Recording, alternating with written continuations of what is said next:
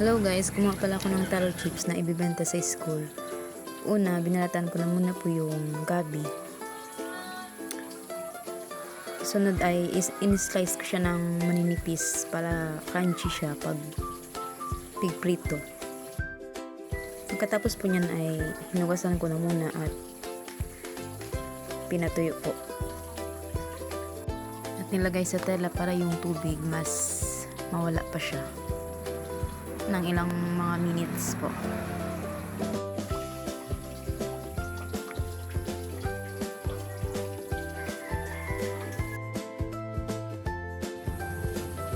Nagpainit na po ako ng kawali, tapos nilagyan ko ng mantika, isang bote po.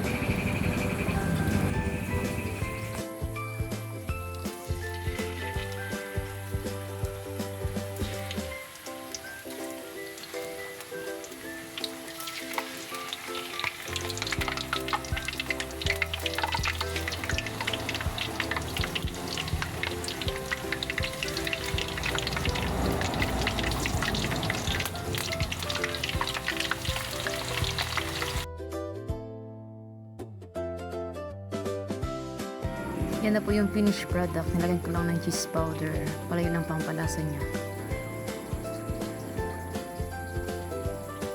Binalot ko na pala yung iba dyan. Natira na lang po yun.